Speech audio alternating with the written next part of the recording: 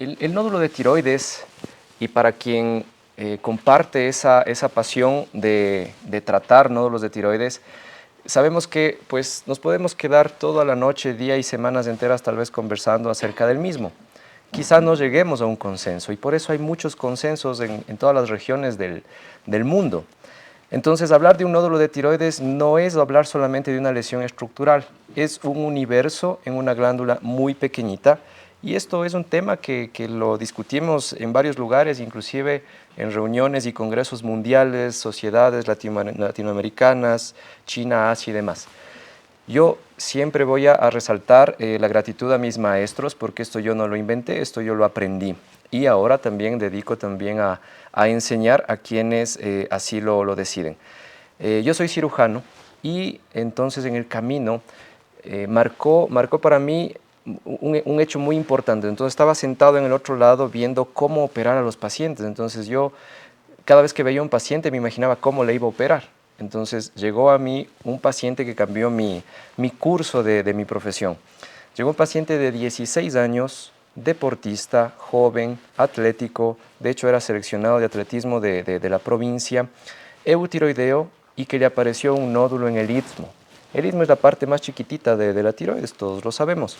Mide 3 milímetros o 5 y tenía un nódulo de 17 milímetros, que tenía dos punciones benignas, que era de característica carnoso, sólido, pero yo en ese entonces, más o menos enero, febrero del 2019, lo único que sabía era operar. Entonces me imaginé, ¿qué tal si le opero y le saco solo el istmo? ¿Qué tal si le hago una cirugía chiquita y le corto solo el nódulo? ¿Y por qué no buscar otras soluciones? Entonces ahí enseguida empecé a buscar contactos y el primer contacto fue de mi profesor, a quien siempre, yo pienso que él es quien marcó el rumbo de mi carrera y pude viajar al primer curso de radiofrecuencia en la América Latina. Me fui hasta Río de Janeiro y él con mucha paciencia, como solamente los profesores podrían pues hacerlo, me enseñó, hice radiofrecuencia en una paciente. No es fácil, tengo que decirlo, necesitan una curva de aprendizaje. Hay muchas cosas y puntitos o tips que tenemos que ojalá salgan de aquí algunas cosas que aclaren algunas ideas, pero yo empecé muy temeroso esto. De hecho, hice el curso, pero no fue suficiente. Es por eso que después viajé hasta Corea del Sur a aprender del inventor, el doctor Baek, una persona muy carismática, muy entusiasta en enseñar. Él jamás escondió algo que yo debería saber. Siempre estuvo atento, siempre chateamos, siempre escribimos hasta ahora cuando tenemos casos muy particulares. Pude compartir mi experiencia con algunos franceses, chinos, coreanos también, y mi profesor que muy amablemente pues me compartió su experiencia. Esto fue en el 2019. Ya en el 2020 también fui a la Clínica Santa Elena en Madrid a aprender un poco más de la radiofrecuencia, respondiendo algunas preguntas que la primera charla como hoy, ni el primer curso me lo supieron responder. Ahora mismo, 5 años después, yo sigo aprendiendo y sigo respondiendo a algunas inquietudes. ¿Qué sucedió en el inicio? Pues en el 2019, antes de yo empezar radiofrecuencia, hice una encuesta. Yo pertenezco a algunos grupos académicos, clínicos, también quirúrgicos. Entonces yo pregunté neutralmente quién debería hacer radiofrecuencia y si están de acuerdo. Entonces me dijeron, esto debería ser un imagenólogo. Los cirujanos dijeron, esto debería ser un cirujano, quien conoce la anatomía. Y otros me dijeron, esto debería ser un endocrinólogo. Fui enseguida a ver los papers y demás de radiofrecuencia, y quien tiene la mayor representación en papers es los imagenólogos en Asia. En Europa, Italia, los endocrinólogos. Y en Sudamérica, los cirujanos. Entonces dije, ¿qué pasó aquí? Creo que debo aprender un poco más de clínica, un poco más de imagen y un poco más de cirugía inclusive. Entonces traje la radiofrecuencia ya al 2019. No sé si soy el primero, no sé si soy el último, no lo sé, eso no tiene mucho interés. Lo cierto es que fue mi primera experiencia para mí y para mi grupo. Pero cuando yo propuse la radiofrecuencia aquí, escuché algunos calificativos bonitos, otros no tan bonitos, hasta ahora los escucho, y yo mismo puse en tela de dudas si la radiofrecuencia servía o no servía en nuestro medio. Entonces la radiofrecuencia al inicio cuando apareció era algo novedoso, algo que me dijeron no es útil, algo que me dijeron que estoy inventando cosas, algo que estoy engañando a los pacientes, y yo quise dejarlo de lado. Por suerte llegó la pandemia.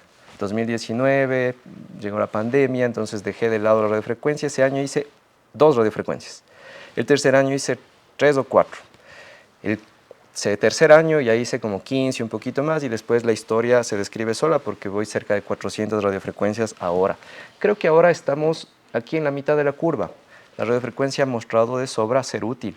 Quizá más adelante sea obsoleta, no lo sé, pero hoy por hoy es una técnica que guarda mucha utilidad y pues la podemos poner en práctica validando nuestro conocimiento y los papers que voy a presentar a continuación. ¿Cómo funciona? Brevemente, aquí un generador del tamaño de un microondas. Este generador produce energía que se distribuye a la punta distal de un electrodo. Esta punta distal es el único que produce calor, es decir, no hay radiación que se disemine al cerebro, a otros lugares o se dañe a otros órganos. El calor es dirigido a la punta y alrededor de 2 milímetros o 3 alrededor, produciendo calor, quemándolo, cocinándolo, ablacionándolo al nódulo, produciendo necrosis coagulativa por una agitación de los iones. Entonces los iones son estimulados para generar calor y esto desnaturaliza las proteínas y el nódulo se ablaciona. Se realiza con alta frecuencia, la temperatura llega entre 60 y 100, no supera, es muy seguro, la máquina para sola, es decir, no hay carbonización, no se va a incendiar el paciente, no sucede eso. Y se realiza en varios órganos, entre ellos hígado, pulmón, hueso, tiroides, útero, que creo que el grupo de útero es quien más ha hecho casos de radiofrecuencia actualmente. ¿Cómo trabaja? Se utiliza un electrodo, el mismo que tiene una cánula de recubrimiento para que solo la punta genere calor. La punta tiene medidas variables, ustedes tienen que irse familiarizando y es una cánula que está internamente, tiene un sistema de refrigeración. Hay puntas pequeñas, más grandes, dependiendo del tamaño. Si tenemos un tumor gigante, podríamos utilizar una cánula o electrodo, más grande, con una punta mayor. Va a depender de su preferencia. Detalles que los fui aprendiendo alrededor de los 5 años. El generador produce energía que es transmitida por una placa que produce energía monopolar. Esto es transmitido hasta la punta del electrodo produciendo calor, ablacionando el nódulo. Es un esquema resumido.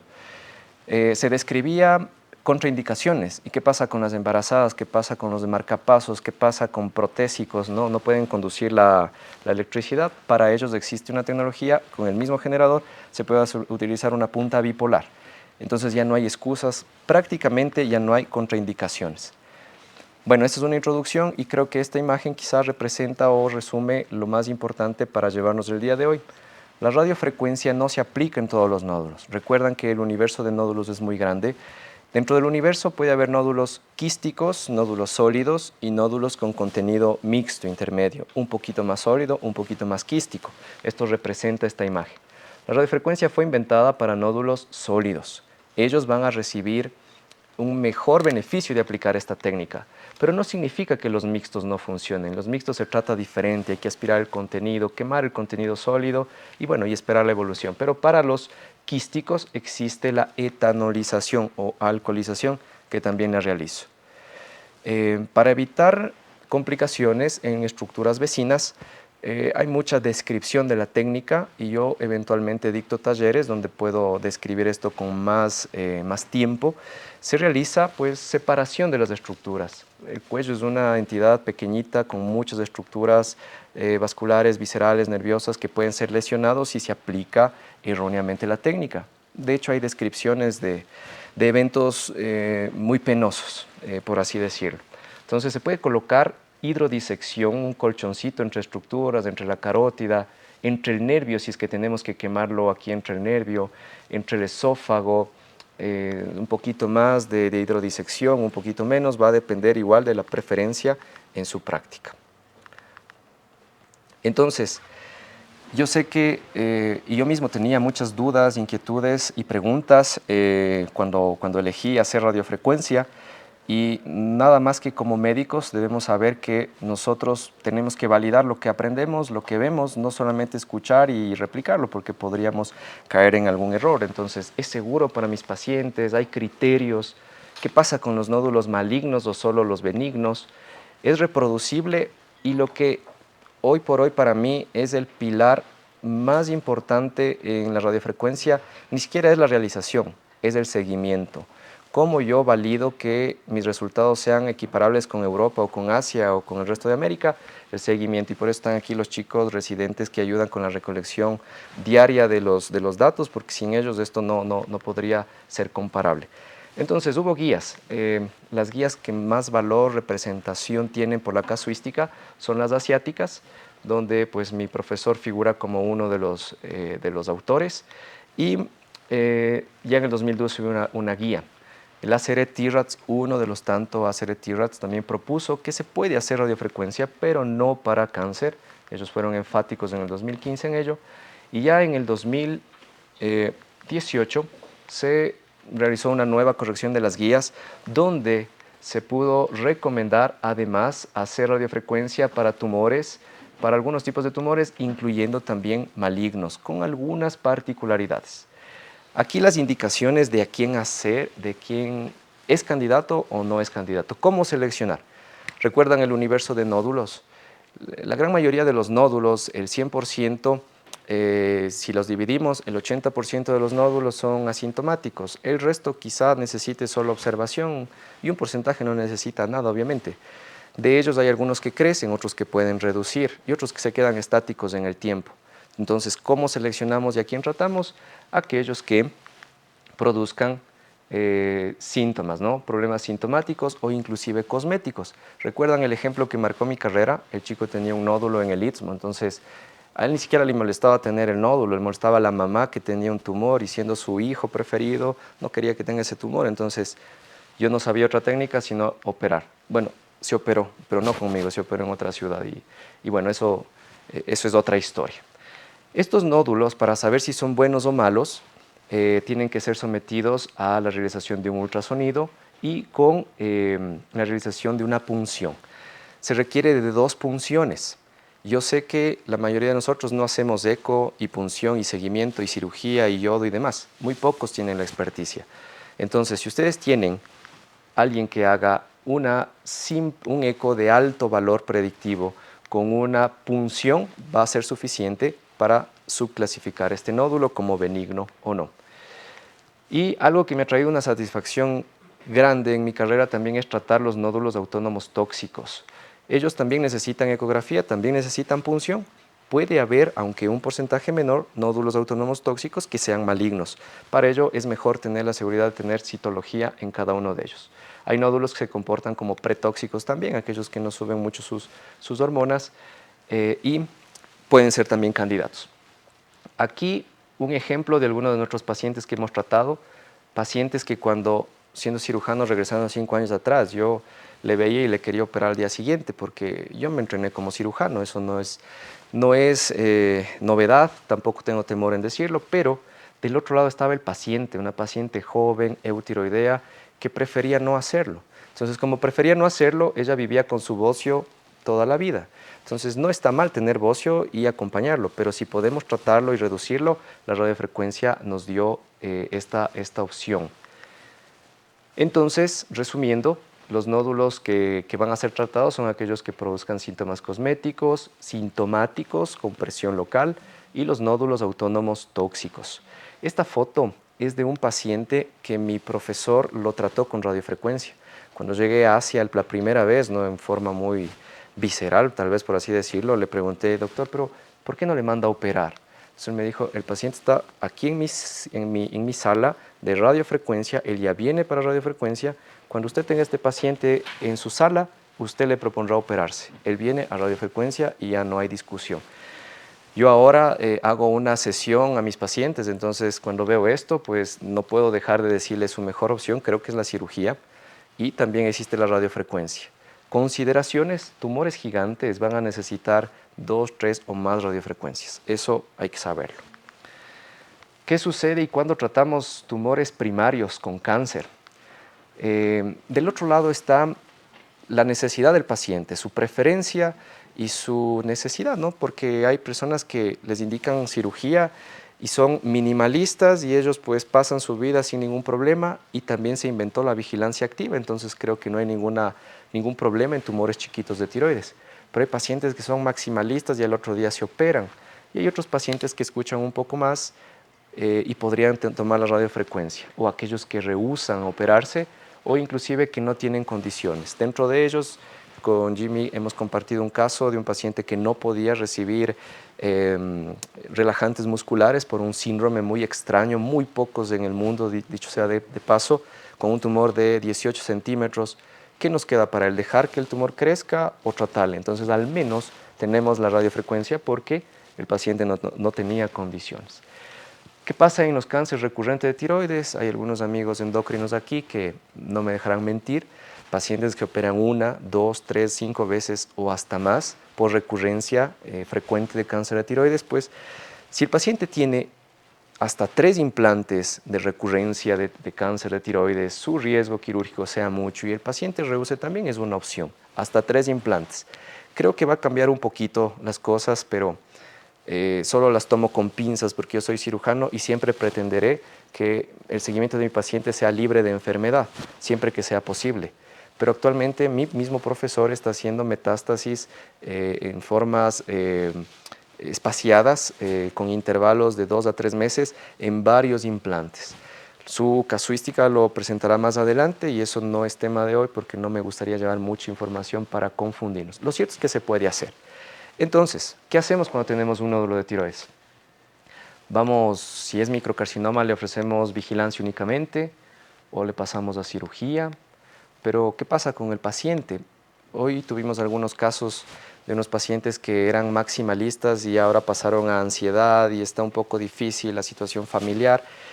Del universo de pacientes con microcarcinoma de tiroides, el 60% prefieren operarse, prefieren la cirugía. De ese 60%, el 80 a 90 prefiere operarse mañana. Son aquellos pacientes maximalistas que usted no puede cambiar el diagnóstico, no le puede decir mejor no se opere, espérese, no, es decisión del paciente y esto es algo que me ha enseñado a ser más cauto, porque al final del día cuando oferto cirugía o radiofrecuencia, el paciente me dice, pero ¿usted qué opina? Y yo le sigo diciendo, es usted quien elige. Las dos opciones son tan buenas y la realidad es que se siguen operando muchos pacientes, pero la radiofrecuencia lo toma un porcentaje de cada 10, 4 están prefiriendo actualmente radiofrecuencia. Los problemas cosméticos, la cicatriz. Hace unos años o meses atrás se estaba indicando hacer cirugía robótica, cirugía transvestibular, que yo mismo la hice, y ahora veo que ya nadie más promociona, ni publica, ni hay debates en ello, porque algo sucedió en el camino, apareció la radiofrecuencia, que trae menos efectos cosméticos que incisiones robóticas mayores o accesos transvestibulares, que son algo complejos en la práctica. Entonces, ¿ahora qué hacemos? Vamos a hablar un poquito del microcarcinoma que, si bien existen muchas indicaciones, creo que este tema me ha llevado a compartir mi experiencia en muchos escenarios y muchos países porque creo que sigue siendo un poco temeroso. Del otro lado, los cirujanos sabemos que existen microcarcinomas que ya dieron metástasis, microcarcinomas que ya dieron metástasis a distancia, pero del gran universo de microcarcinomas se siguen comportando como tumores indolentes, tumores pequeñitos, tumores que no van a ser mortales la gran mayoría de las veces.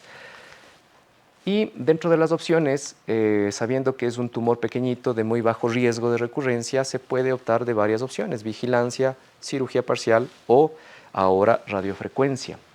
Entonces, ¿cuál va a ser nuestra primera línea? ¿Cuál va a ser nuestra estrategia? Siempre del otro lado del paciente, y esto es lo que les mencionaba, esto no es un invento, es mi práctica diaria también, pero se ha determinado en algunas series que la ansiedad, al escuchar cáncer, cancerofobia y el maximizar las posibilidades del paciente, sigue tomando la opción quirúrgica inmediata en un porcentaje muy representativo.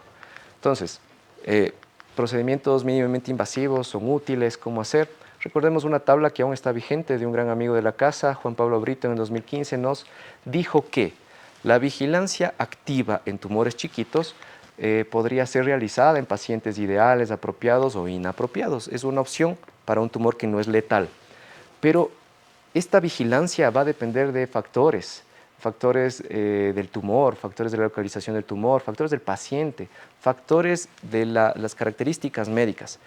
¿Qué pasa si ofertamos radiofrecuencia a un microcarcinoma, pero no tenemos la infraestructura para hacer el seguimiento? Y eso le comentaba que por eso tengo un equipo muy entrenado en ello, porque el paciente que no regresa al seguimiento, cuando pasa el tiempo de alerta, es llamado para verificar mis resultados. No puedo ir haciendo radiofrecuencia de microcarcinomas por el mundo y quizá no probar que sea útil. A eso me refiero. Y esto seguro les va a gustar a mis amigos cirujanos. De hecho, esto fue también trabajado por otro cirujano, Ralph Tufano. Estaba en el MD Anderson, ahora está en Miami, no recuerdo el hospital. Pero él dijo que el microcarcinoma es el lobo disfrazado de oveja. Un título muy vendedor, pero que quizá tiene razón. Es el enfoque del microcarcinoma visto desde el cirujano. Yo también he visto microcarcinomas con metástasis voluminosas. He visto microcarcinomas con metástasis cerebrales hemorrágicas. Es la excepción. La gran mayoría de las veces, y aquí mismo él lo relata, apenas del 18.65%, un microcarcinoma se comporta un poco más agresivo de lo habitual. Entonces, la gran mayoría puede ser tratado con vigilancia o radiofrecuencia, o inclusive cirugía parcial, si así lo prefiere. La sobrevida en estos casos no se modifica, es por eso que se puede tomar estas opciones.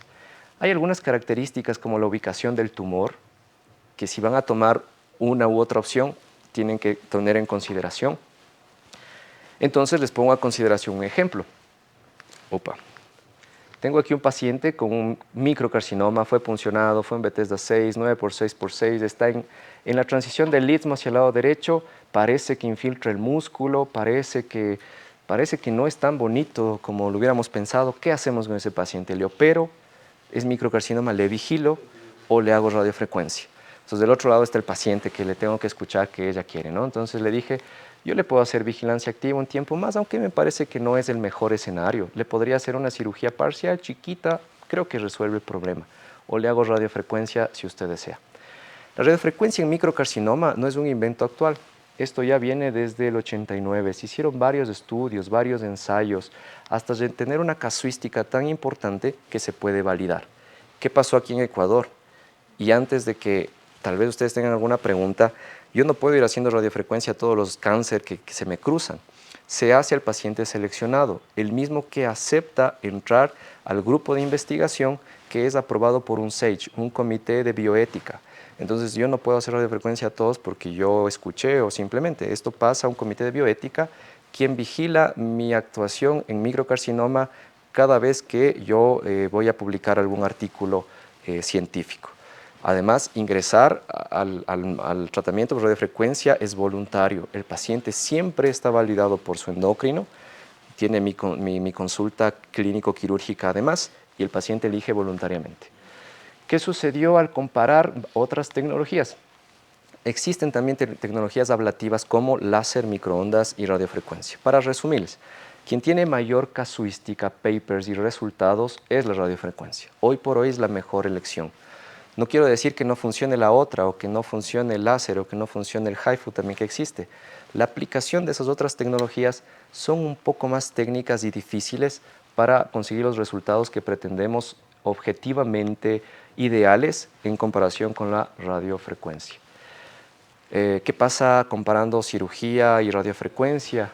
Tenemos aquí que la radiofrecuencia se tornó muy útil y la recurrencia que pueda tener en 5 años de seguimiento en esta serie de 174 pacientes es muy baja comparado inclusive con cirugía. ¿Qué pasa con las complicaciones? En radiofrecuencia son cero, son muy bajitas. Solo los pacientes quejan dolor, han quejado molestias al inicio del tratamiento. Parece ser una técnica segura. Entonces, de 174 pacientes en el seguimiento se obtuvo que la radiofrecuencia y la cirugía tienen resultados oncológicos semejantes. Ni siquiera se tomó en cuenta la sobrevida en 5 años, porque la sobrevida ya se ha determinado que en el microcarcinoma no modifica en el tiempo. Las complicaciones son menores y el seguimiento a largo plazo va a ser importante para nosotros validar nuestros estudios. Nuevamente, para evitar complicaciones, recuerden hacer la hidrodisección. Es una técnica adicional. Entonces, ¿qué estamos viviendo? Tal vez el futuro es una, no sé, para mí mismo me ha causado mucha impresión los resultados de la radiofrecuencia en microcarcinoma. Recuerdan que cuando salió la serie Volver al Futuro, en el 2022 ya íbamos a estar volando, etcétera. Bueno, todavía no volamos, ni siquiera hay luz en algunos lugares, pero la radiofrecuencia trajo un conocimiento diferente para muchas personas y creo que estamos viviendo el futuro actualmente de una evolución médica que ha traído gran satisfacción a mi grupo de trabajo y comparto a todos ustedes.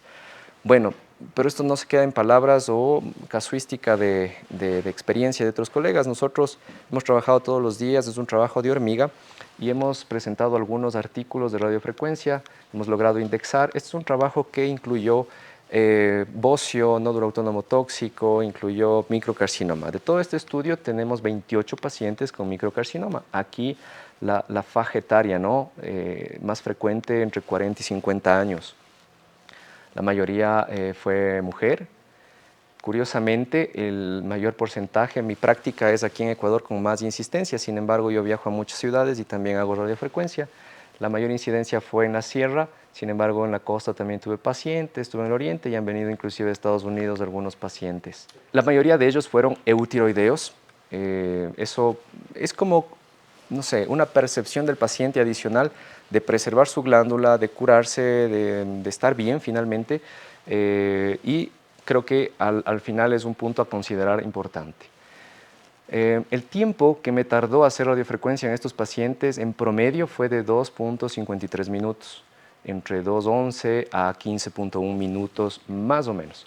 Algunos quejaron dolor, pero la mayoría toleró. Esto se hace con anestesia local, con el paciente despierto, conversando, disminuyendo, lo puedo decir indirectamente, la hospitalización, la vacancia o el reposo que va a requerir un paciente, porque esto es ambulatorio.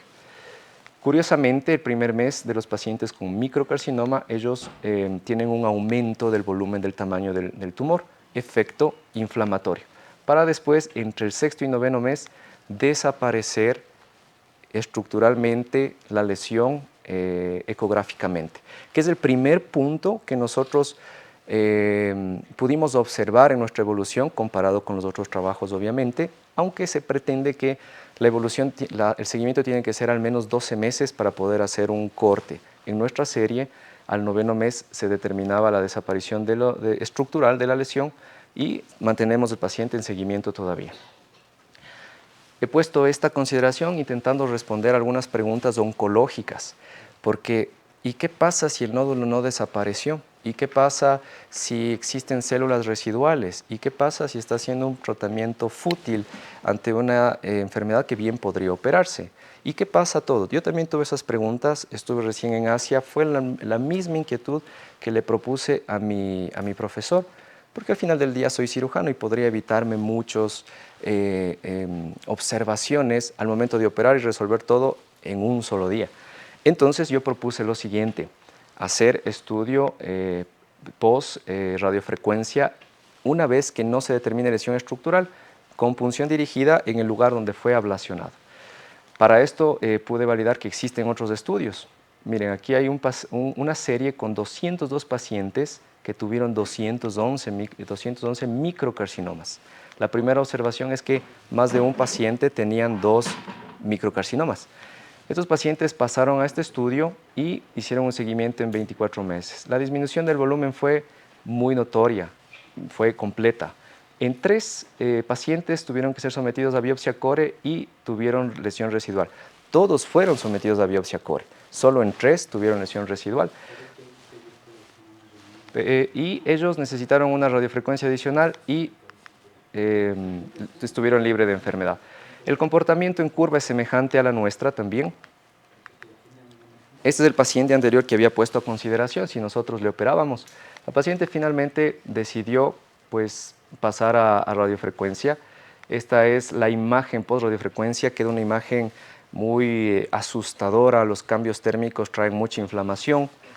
Esta es una imagen del primer mes donde no se ve flujo e inclusive parecería que hay una retracción, pero al tercer mes el nódulo empieza a condensarse, a disminuir su tamaño para al sexto mes de seguimiento quedar una lesión fibrótica apenas. Este es uno de mis primeros pacientes que hoy tiene en seguimiento 2 años ya. Hicimos igual una biopsia del tejido residual, se validó que no hay actividad tumoral, el paciente está en seguimiento, entre otras. Preguntas que quizá pueda responder aquí mismo. ¿Qué pasa con la tiroglobulina? ¿Cómo hago el seguimiento de los pacientes? No hay respuestas todavía. Nosotros quizá las tengamos de aquí en un par de años porque estamos pidiendo tiroglobulina a todos nuestros pacientes, marcadores inflamatorios, antiperoxidasa, antitiroglobulina. No sabemos del comportamiento, simplemente porque dentro de las guías de realización de microcarcinoma no se requiere de punción adicional, únicamente se requiere validación estructural y con eso es satisfactorio. Pero mi curiosidad también va un poco más allá. Dentro de nuestra experiencia, estamos ya haciendo la recolección de datos de todos nuestros pacientes. Tengo 42 pacientes hechos radiofrecuencia por microcarcinoma. He realizado punción a 21 pacientes. De los 21, 18 los resultados llegaron ya y son negativos. Los 3 restantes, el restante de la cantidad llegará esta semana porque fueron realizados apenas la semana anterior, me parece. Tenemos otras publicaciones muy bonitas como radiofrecuencia en nódulos autónomos tóxicos. Los nódulos autónomos tóxicos requieren de una expertise adicional. Los compañeros endocrinos que están aquí compartirán mi entusiasmo de llegar a diagnosticar un nódulo autónomo tóxico y seleccionar cómo tratarlo. Muchos de ellos pues, podría ser quirúrgico, muchos de ellos podría recibir yodo y algunos seleccionados podrían recibir radiofrecuencia. En esta serie de pacientes, actualmente tenemos 18, se juntó una serie de Latinoamérica que estará próxima a publicarse. En total tenemos 80 entre Brasil, Colombia, Argentina y Ecuador con nuestros casos. Se ha determinado que el primer mes el 80% de todos los nódulos tóxicos tratados regresan a ser eutiroideos y podrían llegar a ser eutiroideos del restante hasta el 6º mes. ¿De qué depende? Pienso que del tamaño del nódulo, así como la expertise de quien lo hace. A diferencia de los nódulos benignos que se puede quemar el 80% nada más del parénquima, el microcarcinoma y los nódulos autónomos tóxicos deben quemarse todo, el 100%. Bueno, este es el estudio que les había mencionado, aquí el link para que puedan leer y poder conversar con más detalle.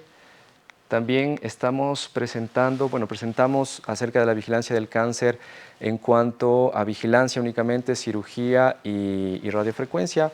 Los resultados son equiparables. La diferencia del microcarcinoma es que no es únicamente hacer algo más, es un elemento terapéutico. El nódulo se elimina, va a estar ablacionado y el paciente se va a curar estructuralmente. Tenemos algunos otros casos también publicados. Tuvimos el síndrome que les había mencionado, son casos súper seleccionados. El paciente aún tiene una lesión estructural de 3 milímetros. Se va a hacer una punción en estos días, el joven, y se determinará si necesita o no otra radiofrecuencia. ¿Era eso o no hacer nada? O someterlo a cirugía con la posibilidad de que pase intubado muchísimo tiempo por su síndrome. Entonces, los comentarios que he compartido también con otros colegas, en general, el microcarcinoma es un tema de tomarlo con muchas pinzas. La radiofrecuencia en microcarcinoma se debe hacer quien esté seguro en hacerlo. Si no estamos muy seguros, recurramos a la cirugía. Y si finalmente no queremos operarle, recuerden que también tan solo se lo puede observar en el tiempo. Entonces, es una elección buena, alternativa, adicional.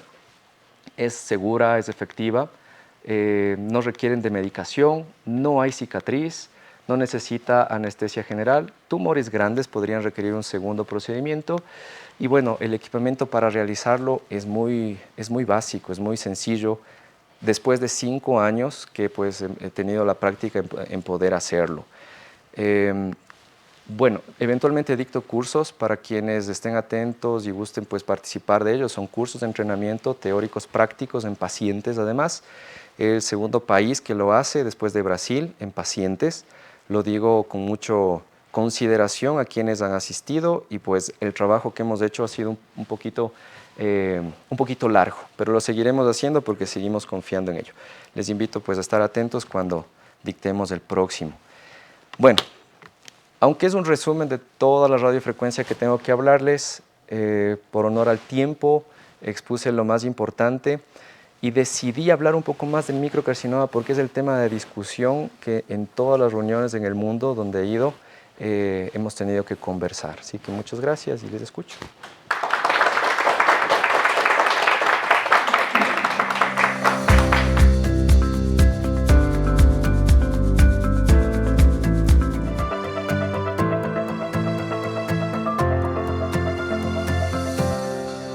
el descriptivo yo lo mostré, el descriptivo en seguimiento estructural, complicaciones, costo efectivo, sintomatología, es lo único que se ha podido comparar.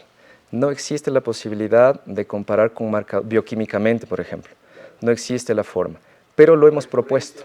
¿Perdón? Recurrencia 1.3 versus 1.1 versus 1.7, estaba en la diapositiva también. Pero es un estudio de 173 pacientes apenas. Todos coincidimos, Brasil con 200 millones de habitantes tiene apenas 80 microcarcinomas, porque los pacientes siguen prefiriendo operarse. Yo soy cirujano y no tengo temor en hacerlo. Sin embargo, la preferencia del paciente luego de ser súper seleccionado es muy valiosa, porque regresando al origen del micro, el micro, la sobrevida no cambia, ¿no? Si eliges vigilancia, tengo 2 pacientes que han elegido vigilarse conmigo siendo cirujano, la gran mayoría ha decidido operarse, lo he hecho lobectomía y ese es otro estudio que estamos planteando el comportamiento de la lobectomía. Soy un cirujano de edad media, digámosle así, tengo apenas 8 años en el mercado. Mi seguimiento en los microcarcinomas no son más allá de 5 años los que he tratado. Mi formación, inclusive, cuando yo aprendí en Brasil, en Sao Paulo, era ser un poquito más enérgico, por decirlo menos, como cirujano. Cirugía a todos los cánceres, porque estaba en la lógica. Después cambió. Después fue lobectomía, después fue la vigilancia, tuvo un boom bastante importante. Y bueno, y ahora que esto lo he tomado con mucha calma, pinzas, y sobre todo lo pasé al comité para pues, estar bajo la observación de poder presentarlo.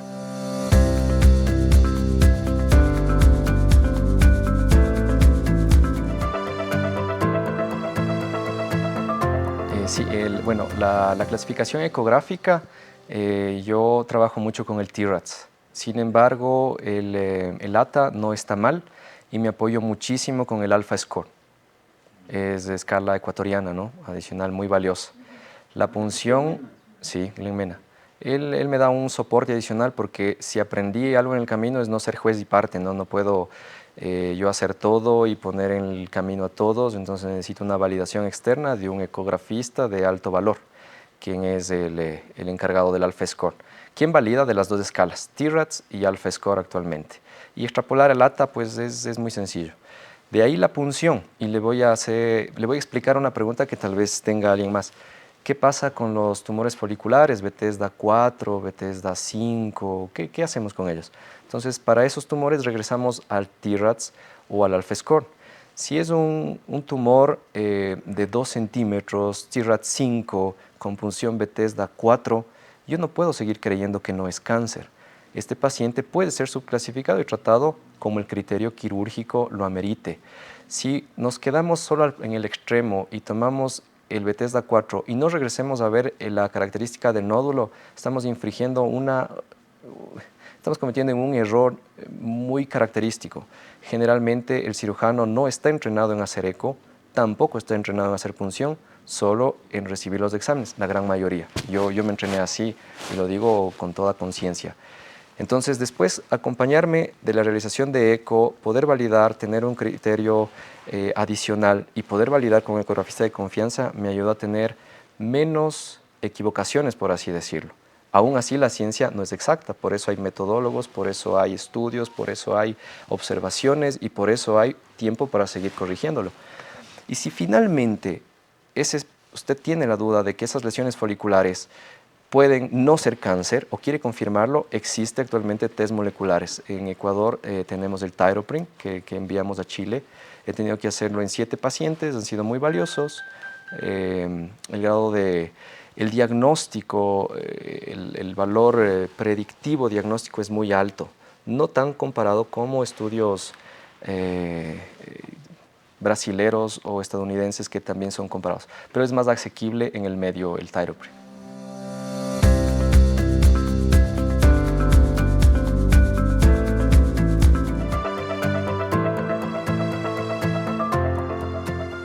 Sí, la cabeza de esto es una ecuatoriana que actualmente cursa su posgrado en Brasil, en El Salvador. Ella ha organizado la recolección de datos con formularios con líneas, con muchas variables que al final nos podrán ayudar a resolver, entre otras, el hipoparatiroidismo definitivo, el comportamiento del cáncer, las variables más frecuentes de cáncer, las conductas que nosotros tenemos, la injerencia de un cirujano de alto volumen o no, todo ello. Está sujeto a la preferencia de lo que nosotros queremos demostrar, sobre todo el seguimiento a largo plazo tanto del micro como del cáncer en general.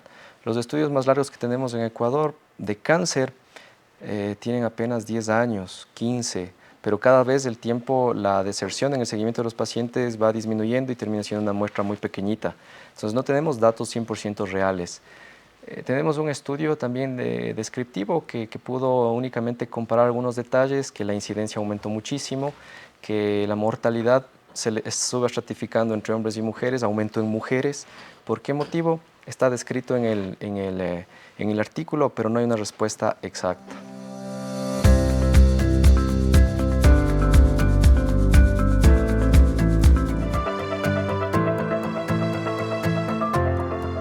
Sí, no un pronunciamiento, hubo una pausa, pues, digámoslo así, de sacar las nuevas guías. La vigente sigue en el 2015, hubo algunas, se acrecentó algunas cosas, entre ellos la punción, el Bethesda, algunas observaciones adicionales. Sin embargo, no existe una nueva guía actualizada completa, porque desde el 2015 ya se escuchaba la radiofrecuencia como una opción, más no como parte del protocolo. Lo que sí hemos tenido acercamiento con Michael Tuttle, que es uno de los redactores del ATA, quien él mismo hizo hincapié en la publicación que hizo con Juan Pablo Brito, proponiendo inclusive mantener el seguimiento activo y también la radiofrecuencia, y él hizo como representante, digámoslo así, pero no lo hizo a nombre del ATA, como preferencia, y lo describió como opción también. ¿En cuanto a costos y el procedimiento? El costo de la cirugía siempre va a ser un poco más costosa versus la radiofrecuencia, va a depender de dónde se lo haga. Detalles de valores, inclusive tenemos la marca que representa aquí el procedimiento, podemos afinar con ellos, pero es más económica sin duda.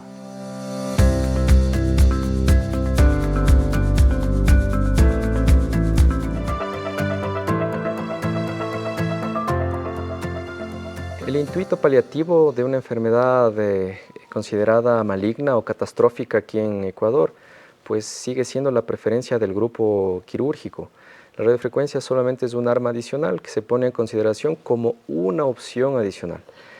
Antes que no hacer nada, se podría usar, pero yo mismo me he sorprendido, no por mis casos, los que he visto y he participado. Estuve en Corea el mes anterior y vi hacer radiofrecuencia en un paciente con recurrencia de carcinoma de paratiroides, que tenía un tumor muy volumétrico, pero antes de recibir esta segunda sesión que yo participé, el tumor era aún mayor.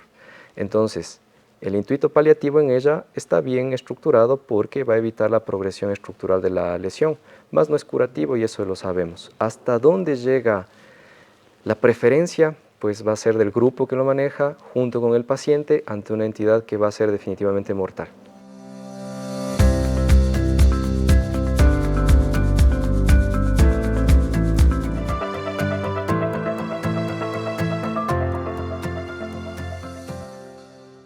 Micro, menos que 10. Para definirlos como microcarcinomas son aquellos de menos de 10 milímetros. Ah, sí, el promedio no lo tengo en mente ahora, esa es la nueva descripción. En el artículo anterior fue de 7 milímetros. En el de ahora, no recuerdo, tenemos 40 pacientes y recién estamos tabulando los datos, pero fue 7 el corte. Hemos hecho microcarcinomas muy curiosos y pues mis compañeros endocrinos saben y que es muy frecuente, a veces sucede entre nosotros. Resulta que el grupo de imagenólogos en el R1 empezaron a jugar con el transductor y un chico en el primer año de posgrado se encontró un nódulo que se puncionó, aún siendo de 5 milímetros. Se puncionó y resultó Bethesda 6. Entonces, ese nódulo de 5 milímetros ni siquiera debía puncionarse, pero caímos en el error, llegó. Entonces, tengo extremos de 10 milímetros y tengo extremos, el más pequeñito, de 5. El promedio fue 7, el corte anterior.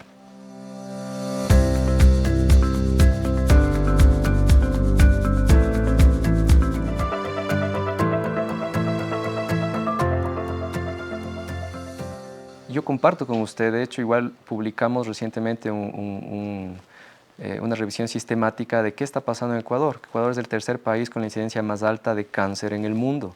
¿Qué es lo que pasó? Tenemos 28 por cada 100.000 habitantes. Dependiendo de la zona, la región, en el austro puede llegar a 35 por cada 100.000 habitantes. ¿Qué pasó? Pasó el sobrediagnóstico. Entonces llegar a hacerse un eco, como el ejemplo que le dije, es inevitable. Yo mismo ya me hice un eco. Entonces yo mismo caí en el error, pero yo mismo sé qué debo hacer y qué no debo hacer, pero nadie me quita esa posibilidad de hacerlo. Lo único que sé es cómo estratificar aquellos hallazgos que puedo tener. Hacerse una punción, ¿cómo yo lo puedo limitar? Usted sabe que no lo debe hacer, pero quien lo hizo no entendió de la preferencia de quien le mandó a hacer o del mismo paciente. A menos que usted diga, llegue el paciente con el pedido y diga, yo no le voy a hacer porque eso no se hace, el paciente se hace al frente. Entonces el paciente con el diagnóstico de microcarcinoma de tiroides, pues ahora tenemos que gerenciar qué vamos a hacer. Entonces el paciente pasa a endocrino, le ofrece vigilancia. Entonces el paciente no quiere vigilancia por ser maximalista, pasa a la consulta de cirugía. Y en cirugía, le volví a decir que de cada 10 pacientes, 6 se operan. No puedo cambiar eso. Más allá de que sepa que funciona la radio, no le puedo convencer, eso es electivo. Primero, Cristian, agradecerte, ¿no?, por la invitación. Creo que este espacio es para compartir ideas y felicitarte por el trabajo académico inmenso que vienes haciendo. Tuve la oportunidad de encontrarme en mi fellow en Brasilia, Curitiba, ya del único ecuatoriano invitado como palestrante ante varios cirujanos de referencia, ¿no?, del área. Entonces, felicitarte por el trabajo que vienes haciendo. Sigue adelante, está súper interesante el trabajo y vienes haciendo a la misma altura o mejor aún, ¿no?, con tu N impresionante en los trabajos y los resultados que vienes mostrando en microcarcinoma, que es lo que a mí más me interesa. Y quería hacer un comentario en cuanto a la parte bioquímica, ¿no? Creo que hay una cura total, ¿no? La parte estructural se resuelve hablando de recidiva. Y yo pienso que en la parte bioquímica no tenemos una guía ni valores de tiroglobulina, ¿no?, para hacer un acompañamiento o tomar una conducta en base a un valor de tiroglobulina o de antiroglobulina. Más creo que con una resolución estructural completa, vista a partir de los 6, 9 meses en el eco, creo que esa tiroglobulina, que es muy sensible, va a estar también cerrada o va a ser una tiroglobulina bajita. Normal. Que tal vez no cambie mucho, ¿no?, en cuanto a los guidelines, al último que tenemos del 2015. Pero creo que va a haber muchas novedades ahora en el guideline del 2024. Creo que va a haber bastante información en cuanto al microcarcinoma y en cuanto a la radioablación. Y tú eres un pionero, así que mantente ahí, por favor, que estás dejando al Ecuador en lo más alto. Gracias, amigo. Gracias. Muchas gracias.